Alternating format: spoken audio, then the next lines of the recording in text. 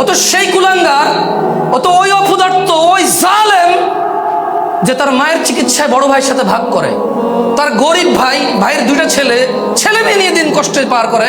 সে ঢাকা শহরে নিজের ফ্ল্যাটে থাকে, ঢাকা শহরে নিজের বাড়ি আছে, সে চিকিৎসায় মায়ের সাথে ভাগ করে ভাইয়ের।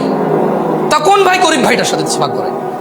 ওর বাপ ওখান থেকে দইরা নিয়ে আসা ওর মায়ের আবার মারছে। ও দেখছে এই কষ্ট, ও এই কষ্ট দেখছে ওর মায়ের, ওর মাকে দেখছে, ওর মায়ের নির্যাতন দেখছে। ওর মা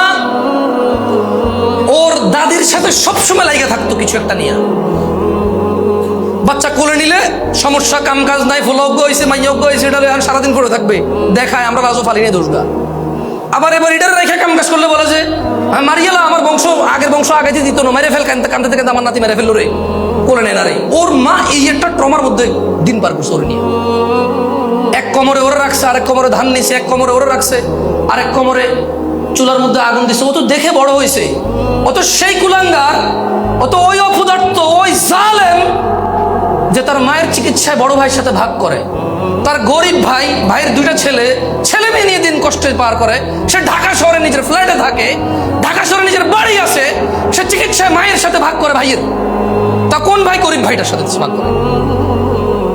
ও হচ্ছে এই কুলাঙ্গার, ও হচ্ছে এই নির্দয়, এই জালেম। ওরে আমি, ও তো বয়স বেশি না, তো ও তো যুবক, এখন ইয়াং, 40 হয় না, বয়স 40 হয় নাই। ওর বয়স 40 হয় না। ওর বাপে ওরে পড়াশোনা করানোর জন্য বাকি দুটা ভাইরে কামলা খাটাইছে। এগুলো এখন কামলা। বাপে জমি বেচে এরে পড়াইলো, জমি বেচে এরে বিদেশ পাঠাইলো। এখন যত কিছু ইনকাম করে সব ওর। আবার ঘর ভিটা ওর বাপের 60 সিমেল, 5 কাঠা, এইখানে 4 ভাইয়ের ভাগের মধ্যে ও এক ভাগে রেখে দিয়েছে। বরং চাইতেছে যে ভাইদেরকে টাকা দিয়ে ওটা পুরোটা নিয়ে নেবে, সে ডুপ্লেক্স বাড়ি করবে সে ওখানে। মাঝে মধ্যে যায় তো শীতকালে একটু গরমে ছুটিতে যায় 2-1 দিনের জন্য, একটা ডুপ্লেক্স বাড়ি না হলে হয়? বংশমর্যাদা টিকে নাকি?